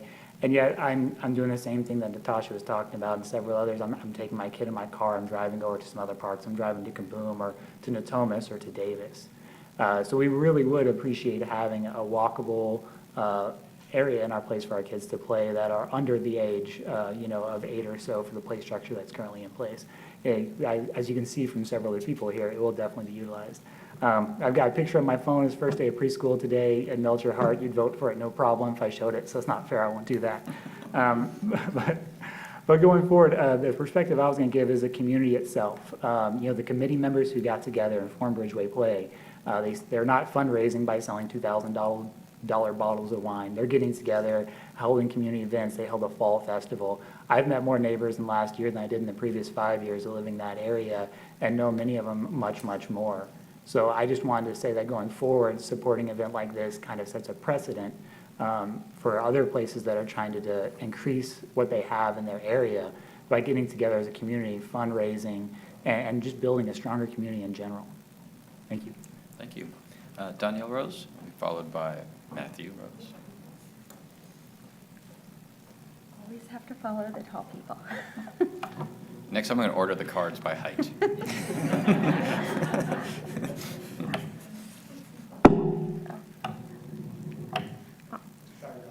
That's okay. I Good think, evening, could you Mayor take it and a council little bit- members. Danielle, could you take it a little bit lower? So you can actually see me? Yes, Can and you hear so me? that, we want to make sure that the folks at home, the 50,000 people that are glued to their sets right now, Yes. or to their internet or their iPhone All watching the this fans. live streaming, that they can all hear what you have to say, and that only happens if the microphone's relatively close, so, thanks. Thanks. My name is Danielle Rose. I'm also a member of the Bridgeway Play fundraising group. I'm a Sacramento resident, homeowner, and mother of 2 young children. And I'm here to ask your support in moving forward with the park and structure upgrades at Bridgeway Lakes Community Park. I joined Bridgeway Play because I feel the children of the community needed a safe place to play. I know that a large investment was made into the spray park, which we all love. Unfortunately, though, with the water restrictions, we're stuck with kind of an older play structure that really is insufficient for anyone under 8 years old. So I won't spend a lot of time reiterating the inadequacy of that structure or the restriction that it doesn't serve a broad range of younger children. What I'd like to do is really focus on the benefits that could come from moving forward with creating something similar to what you'd find in other regional parks. Currently, the Recreation Center has a summer camp. Natasha sort of brought that up. My daughter attended that summer camp. And one of the things that both her and her friends that attended the camps said is that they really felt like there wasn't anything to do when they went outside because they weren't able to play on the play structure. They just kind of ran around in the grass. So I think that would be a huge value add for the West Sac Rec Department to be able to have a play structure that worked well for that summer camp. I also feel that the much-needed improvements would create additional rental opportunities for the boathouse, bringing more revenue to the Parks and Rec Department and overall improving our community. This really supports their initiative of making that venue one that's kind of a destination for everyone in the city. In speaking with members of the community that work in the real estate field, I've been told that one of the most important things people looking to purchase homes look for is parks. It's right up there with schools when they're looking to buy a home. I think we have the opportunity to create a more desirable community in Southport and for all the families in the cities, because eventually we're going to come out of the drought and lots of children will again come from all over the city to use the spray park and have an additional play structure because you can only run around in the water for so long that they can play on. I feel it'll have a trickle-down effect in the community, generating more revenue from increased home values and more constituents and individuals supporting local businesses. In conclusion, I ask that you approve the proposed recommendation to move forward with replacing and expanding the Bridgeway Lakes Playground play structure. Thank you. All right, thank you. And Matthew Rose?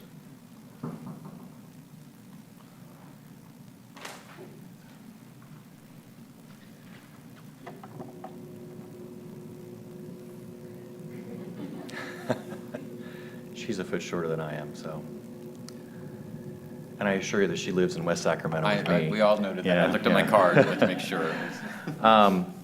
If you don't mind, I prepared a statement here. Good evening, council members and Mr. Mayor. I'm Matt Rose. I'm a proud citizen of the Bridgeway Lakes community in West Sacramento. And our neighborhood is relatively new compared to some of the neighborhoods in West Sacramento, and is made up of professionals and young families who are really living the American dream. We were all drawn to Bridgeway Lakes community because of the attractive homes, the beautiful lakes, the boathouse, close proximity to the Deepwater Channel, the ball fields, the spray park, the great sunsets, and certainly a maturing sense of community that brings us powerfully together for the greater good. One important piece that's been missing from our community, though, has been a quality play park for our kids. And the current structure, as you've heard repeatedly, is really all but unusable for younger children. And it's not somewhere that you go often and see a lot of kids playing. So it's not filled with a lot of laughter and enjoyment that you normally find in a park. Especially now that the spray park is closed and its future use is questionable, it's rare to find kids playing there very often at all. So we find ourselves, like you've heard before from other people, driving to other parks. And we let our kids play on other decent play structures that have more enjoyable features like slides and swings. And over the years, we've kind of repeatedly found ourselves asking ourselves why the residents of an area that make up one of, if not the highest tax base of residents in West Sacramento, can't get a decent park. In addition, we pay a lot of Melloroos to further improve our community, and there's another big real estate development that's going to be going in on Southport Parkway with another additional 250 homes, and all those families are going to be using that Bridgeway Lakes Park as well. So the other thing is that demographics will tell you that there are literally thousands and thousands of kids that would greatly enjoy and love to use a great park there. I guess the question really is what would it take to build not just an acceptable and only slightly overpriced shaded play structure for our kids, but what would it take to create a park that would really make people say, wow, I want to come back here?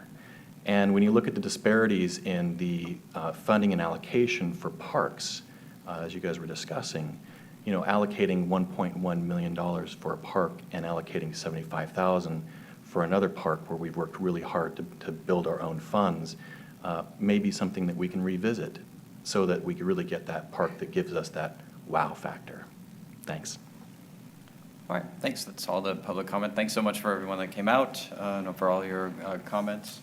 Both tonight, we've heard this. We had this item before council before. So just like the one we just considered, which this is not the first exposure to this topic, and offered by Bridgeway Play, and then the successful execution of their fundraising strategy. As has been mentioned, I know I'm not the only person that has had more than a few beers as a result of these fundraisers or the wine events or the many others as well. So there's a lot of community-based activity to try to raise funds for the project. I'm definitely supportive of the project, and very thankful to the residents and all the folks that volunteered to make this happen. It's the best of what West Sacramento has always been. It is one of our newest neighborhoods, and it represents the best of what West Sacramento has always been in terms of neighborhoods and residents taking the reins of their own future and making it happen. Main Drain was a great example of that as well. When this came to us the first time, there are significant policy issues that we have to consider in terms of the overall, equity and parks allocations in the city, and they're not trivial, and they are related to the ones that we just heard. And I know some of your neighbors, Mr. Rose, were cringing a little bit at this comparison with Bright in it, but because it's a real issue for us, which is we have to attend to every neighborhood in the community, in part, and also not allow ourselves simply to make sure to devote all of the resources to the areas that have the fundraising capacity. That it can't simply, we will be an increasingly unequal community if what we fund depends on how much can be raised by the neighborhood as a matter of policy. That there are many, many neighbors in the city that they could not they could not raise $500 in the period that has happened here, despite whatever their best efforts might be. So, for me, I want to be careful we're not establishing a precedent that this is a new way that we want to fund parks, or that neighborhoods that raise their own money go to the front of the line. We've been through this issue with speed humps. Neighborhoods that want speed humps say, well, we'll pay for our own, but what about the kids who want to play on streets in neighborhoods that can't afford to pay?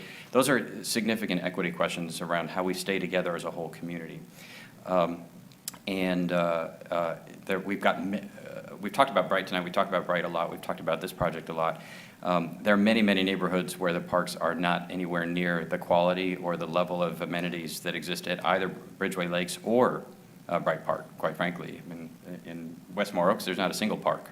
In Westfield, the Volunteers and the Children's Alliance and Kaiser just got together to put together a couple of benches and are super proud of the park that they've created, but it's just a start to any park at all. And we have many, many neighborhoods like this because we're an old city, and parks were not always valued in the way that they are today. And we, for most of our history, have been one of the region's poorest cities. So our development standards they couldn't require that people install great parks at the beginning, like we did with the spray structure and the lake and the boathouse. So there are, every neighborhood has its own set of conditions, and in every neighborhood, there are massive deficits of some kind or another. And in some neighborhoods, there's all kinds of deficits that have to be grappled with, and it is our job to particularly look out for the neighborhoods that can't in any way look out for themselves. So this large policy frame is a very, very important one for us. At the same time, though, at least I think one of the dimensions of the West Sacramento Way is that we can do two things at once. We can help to unleash the power of citizen and engagement in making great things happen while we're figuring out big picture policy questions. So this is what we decided at the meeting when this all got launched from the city's perspective. Hey, we're going to work through that. All we're saying right now is this isn't a precedent, but let's go do this. Let's see what we can do here, and if the residents can help make this happen, let's go try it. Let's see what we can accomplish together. We'll figure out the big picture policy stuff as we go forward and into the future, and I'm still committed to doing that in the future. But I think this is a key and important project to move forward. I definitely appreciate the data, and as we look ahead, even that last agenda item showed, the city's going to be growing by 50, 100% in population over some period of years, and in that first period, we're expecting virtually no growth in the population of children, which maybe is a good thing for Ms. Gonzalez in terms of the number of schools she's going to have to build. We're not expecting very many more children in the community. We're expecting a lot more. We're doubling or more of seniors in the community. So that's an important citywide data point, but that's a citywide data point. Where we might expect the most growth in children is in the areas that are principally designed for families with children. And so as an example, we've completed a play structure not too far, a few blocks from here in Ironworks, where I used to live, and it's a great play structure. There's no kids in that. There are very few kids in the neighborhood, and there probably won't ever be a large number of children in that neighborhood. Whereas in the Bridgeway Lakes neighborhood, it's specifically designed with houses that are sized to accommodate larger families and younger children, and that is what we would contemplate would be a place where there will be more children, right? We know that from the data, and we know that from our own plans in the first place. And so as we're paying better attention to the underlying data, as opposed to thinking, okay, we've got to put a tot lot and a play structure in every single park in every single place in the whole city, that would mean that we could put a $10 tot lot in every city. Nobody would have a slide or a swing. We might paint a cartoon character on a bench and call it a tot lot because we couldn't afford to do anything else. By focusing on the data to look where are the children, and where are the children going? Where are more children going to be, and making those investments there is the right approach. And the same thing is going to be true with respect to senior facilities and ethnic, cultural specific facilities and other kinds of particular considerations as we develop our park system and our recreation system going forward. So the data points around the demographics of this neighborhood of the under 10 population, both currently and going forward, to me are very persuasive in terms of the to root the energy that's evident in the Bridgeway Play community around this project, but the data is also backing it up in a very serious way. And I know that you know, as a total, I saw, and the cameras recorded, there are a lot of folks in Bridgeway Play out at Kaboom Park, you know, putting in the sweat equity to help Bright Park get better as well. So, and the energy and the commitment there to making the whole city better was evident and very, very appreciated, I think, by folks from throughout the community. And so this, to me, this is an investment that makes sense on a going forward basis. And congratulations to the Bridgeway Play folks for taking on a big lift and delivering on it and using it as a tool to also build even better community engagement among neighbors as well. So, Mr. Johannes? Yeah, I'm supportive of this as well. I think it's good that this is coming at this time when we're discussing the expansion of Bright Park, which has been on, I think, our agenda ever since I've been on council. And they're both served by different communities, but basically the same demographics, a lot of kids in both areas. But, you know, I think this is, the thing about the way this was organized, it's kind of like Bright Park. You have the community activity, go in there and building the park. I think that really not only builds community, you get to know your neighbors, but it also builds a pride in the park. And also, you know, it's our park, so we're going to take care of it. We're going to make sure other people take care of it, that kind of thing. You don't want, you know, your stories in Sacramento where playgrounds are burned down and things like that. Well, you know, if you're the one out there building it, you're probably not going to let that happen. And so I think there is, you know, money's an issue that, you know, obviously certain parts of town have maybe different ability to do this, but we're putting a lot of money into Bright Park, which is, I think, is very necessary, and we're going to be doing that. But this is another area where I think we really need to focus on the demographics, as the mayor has said. You know, a lot of kids in this area, a lot of young families in this area. Bridge District, not so much. I don't think it's going to be more, you know, more an adult area. But still, even then, you know, I think an area of reflection with a bench is a good thing in urban areas. You know, I don't think you have merry-go-rounds anymore. I think those have been outlawed a long time ago, unfortunately. But so I think this is really a good thing. You know, and I agree that you want the structure to be useful too, because I've been out there and there's not much there. And if I was a kid, I don't know what I would do on it. You know, but so you want to have something that's interesting, that's maybe even intellectually stimulating, helps hand-eye coordination, all the other things that playgrounds do. So I'm totally supportive of this, and I'm looking forward to our Bob and the rest of the staff helping make this happen. I think the total project cost is $125, something like that. So in 50, that's going to be coming from the fundraising, 75 from the city. So it's quite a bit smaller than the Bright Park, but there are a lot of needs in Bright. So I think we've all recognized that. That's a region. Plus, you know, I think as has been discussed earlier, that whole started with the Kaboom. That was really kind of what got that thing going. So thank you all for being supportive of this and working hard. Just one more geography, because I've made this point a couple times, and I want to just repeat it, because I think we often forget that there's way more to West Sacramento than just Bright, Broderick, and Southport. That nearly half of the city is in the rest of West Sacramento and often forgotten.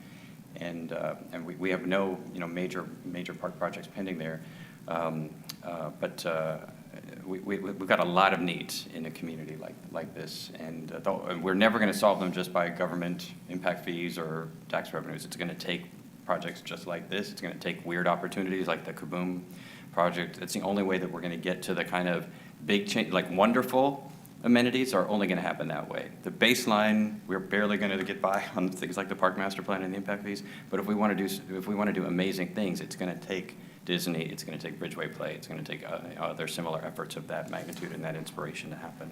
So, Mr. Christoph. Yeah, well, I certainly support this item. I mean, I think the community out there really came together, and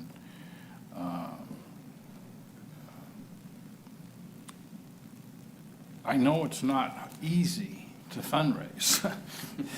I mean, we've all gone through these fundraising things, and it's not easy to do this. I mean, we started a foundation 25, 26 years ago, and it's just now starting to generate the kinds of funds that that when you do go to spend those monies on community-based organizations, that it really has an impact. And what you people have done in a very short period of time it's remarkable.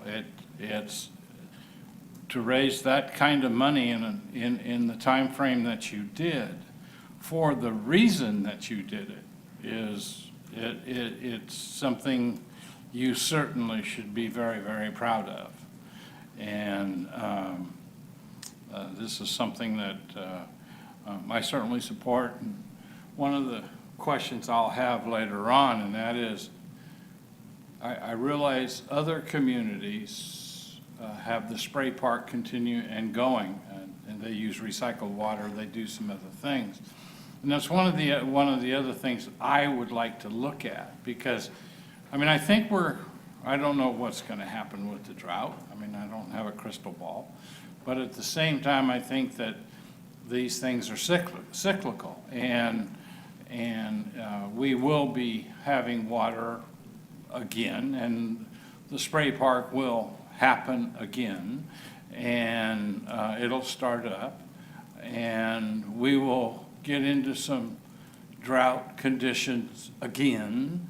And so somehow or another, I'd like to just see if I can get with Bob one of these days, and we'll just sit down and sort of kick around, what would it take and how much would it take to put the spray park back into service? Because I could tell, I take my grandkids there, and they love it.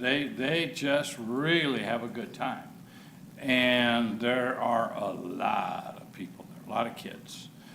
And so, but they interact, and it's something that I think is really good for our community. So this is something I certainly support. Okay. All right. I don't know, anybody thank Jackrabbit Brewery and the Clarksburg Wineries and everyone else that, I mean, I'm sure there's many, many others, in addition to the volunteers and the residents, some of the local companies and others that have also been have supported the effort with their space and their in-kind donations and all of that. It really has been a broad community effort, so been terrific. All right, if there's no further comments on this one, is there a motion? Move to recommended action. Second. Okay, it's been moved by Mr. Johannesson and seconded by Mr. Christoph. All those in favor, please say aye. Aye. Aye. Any opposed? Hearing none, the motion carries. All right, thank you. So this will be coming, Bob, can you give us a quick preview of then what the schedule on this is going to be?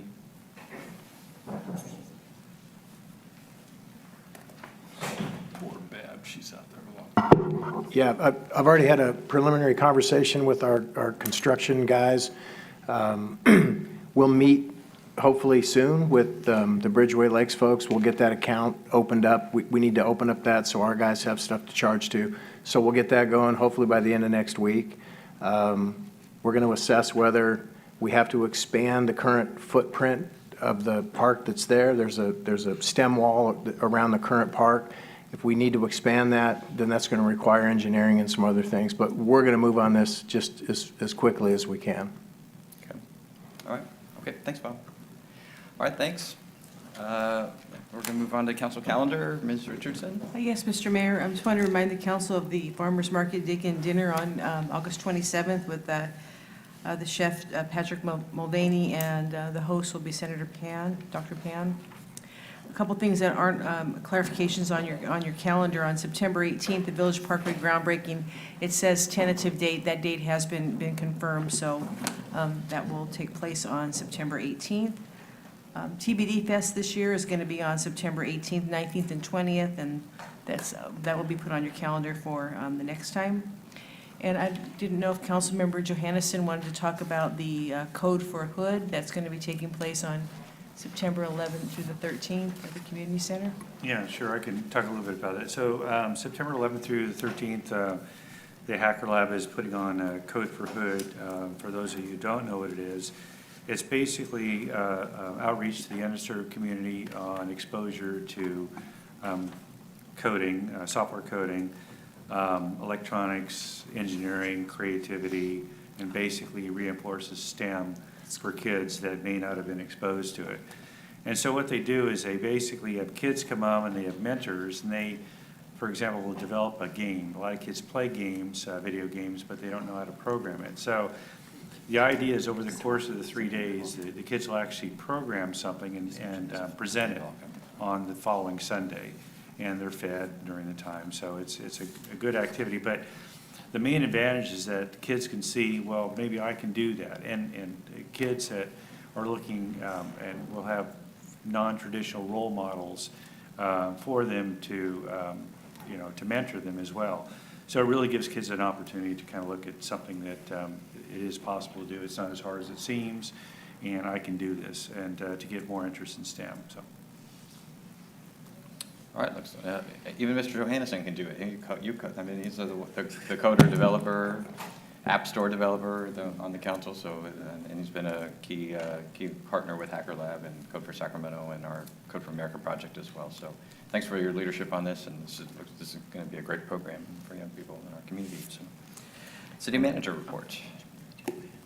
One last calendar item by the retiring Carol Richardson. Cyclocross? Cyclocross, you have a flyer for September 12th. Last year's event was very successful, and I'm sure we'll build on that success for this year. We did mention that Carol was retiring. I'm sorry that Bob Johnston left. Bob also announced this week that he's going to retire at the end of September. So Carol and Bob have 2 more meetings with us, so that's very significant to get that park item back here pretty quickly. So we only need 1 meeting for that. So. Hopefully that'll be the case. Lastly, TBD was mentioned. They have paid their fees. We are anxious to have a great event. Their sound plan is still being worked on by staff, but all the other details have been addressed for TBD. Okay, questions for the City Manager? City Attorney report? Staff direction from members of the council? We have no future agenda item requests, so a motion to adjourn would be in order. And Mayor Pro Tem Ledesma has asked that we consider adjourning in memory of Victor Talani this evening. I'll move that. All right, is there a second? Second. All right, if that's been moved and seconded. All those in favor, please say aye. Aye. Aye. Any opposed? Hearing none, motion carries, and the meeting is adjourned in honor of Victor Talani.